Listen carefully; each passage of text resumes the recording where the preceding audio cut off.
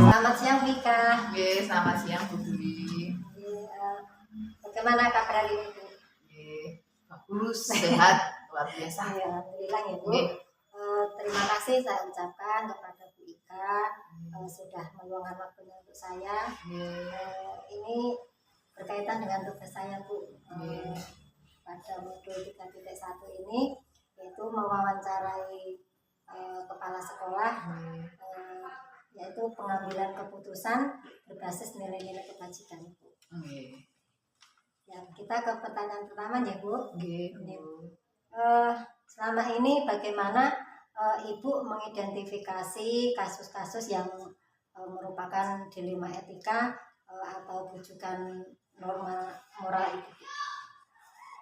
Selama ini jika saya itu menghadapi sebuah permasalahan atau memiliki kasus di sekolah, yang pertama tentunya kita harus pahami dulu nih Bu.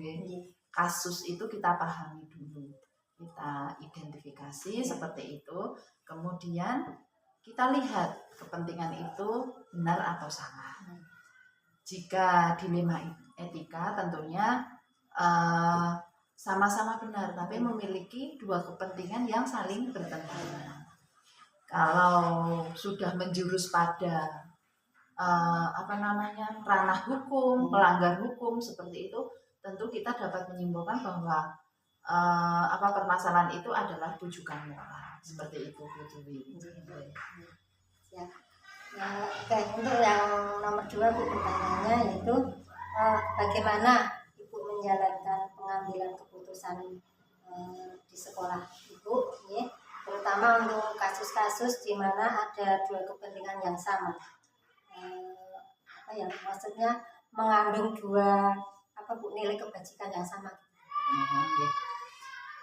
Selama ini ketika kita menghadapi sebuah kasus yang memiliki kepentingan yang sama-sama benar tapi bertentangan, itu kita harus memperhatikan tinggi rendahnya permasalahan tersebut, kepentingan tersebut, apakah itu kepentingan pribadi atau kepentingan kelompok, itu berkaitan dengan kejujuran atau dengan kebenaran, terus berdampaknya juga harus kita perhatikan Bu, terutama nanti dampaknya itu jangka panjang atau jangka pendek. Kalau bisa jangan sampai membuat dampak yang berarti dalam pengambilan keputusan gitu.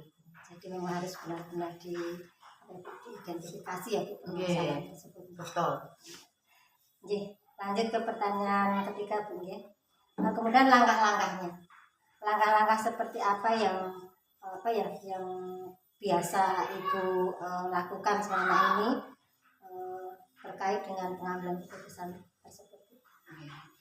Kalau langkah-langkahnya tentunya ketika kita menghadapi sebuah permasalahan, kita pertama tadi pahami dulu kasusnya. Kita lihat kasus itu bersinggungan dengan apa saja. Kemudian yang kedua, kita lihat dulu siapa saja yang terlibat dalam kasus tersebut. Lalu setelah kita lihat siapa saja yang terlibat, kita mengumpulkan data atau fakta atau kebenaran-kebenaran yang ada.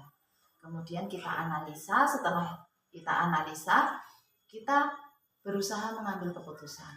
Kita ambil keputusan, setelah kita berhasil mengambil keputusan, kemudian kita refleksi keputusan kita tersebut sudah tepat atau belum untuk kasus yang kita hadapi.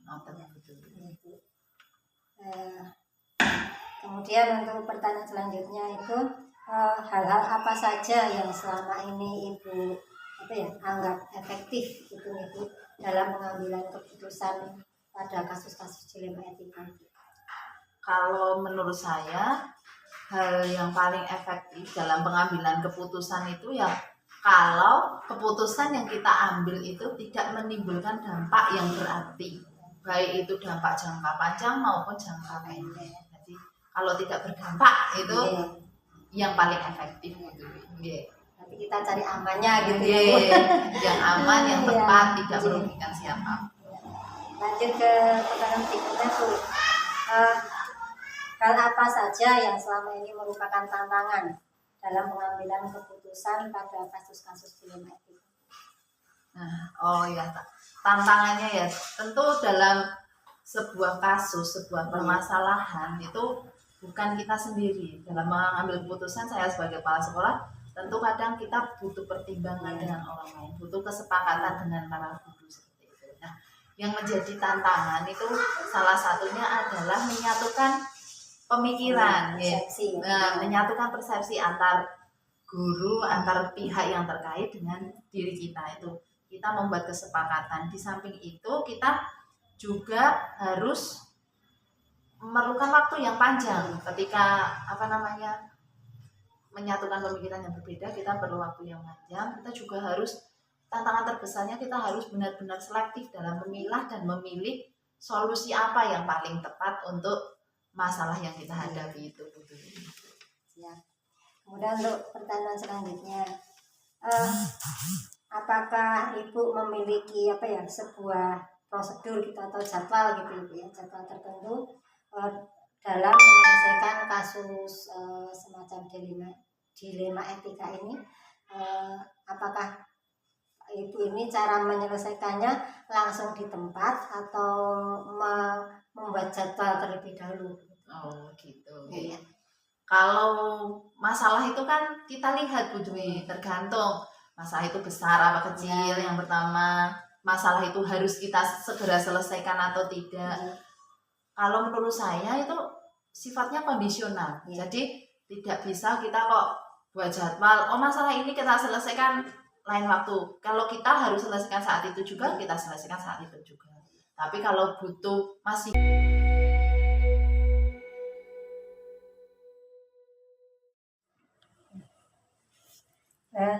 Selamat siang Pak Zaman. Selamat siang, ada yang bisa saya bantu? Iya Pak, ini saya mau minta waktu penjenengan sebentar. Untuk ini Pak, saya akan melaksanakan ini Pak tugas saya pada program guru penggerak, yaitu di modul 3.1 ini, yaitu dalam pengambilan keputusan berbasis nilai-nilai kebajikan seorang pemimpin. Oh, iya. Gitu Pak. Ya. Nah, ini saya ada beberapa pertanyaan yang nanti akan saya tanyakan kepada Bapak berkaitan dengan hal tersebut. Baik. Silakan bertanya, nanti kalau bisa saya jawab. Ya. Ini lanjut ke pertanyaan pertama ya Pak. Iya. Selama ini bagaimana penjenengan mengidentifikasi kasus-kasus yang merupakan ini Pak dilema etika atau rujukan moral? Dalam mengidentifikasi dilema etika maupun rujukan moral ada dua, yaitu yang rujukan moral itu benar bertentangan dengan yang salah, sedangkan dilema etika itu benar melawan benar. Sehingga di mana seseorang dihadapkan pada suatu keduanya benar, tapi bertentangan dengan dalam mengambil keputusan. Lanjut ke pertanyaan kedua ya Pak. Yeah. Selama ini bagaimana Bapak menjalankan pengambilan keputusan di sekolah ini, terutama untuk kasus-kasus di mana ada dua kepentingan yang sama-sama benar Pak, atau sama-sama mengandung nilai-nilai kebajikan.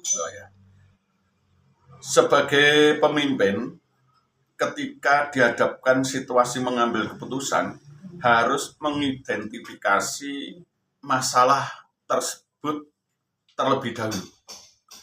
Ya.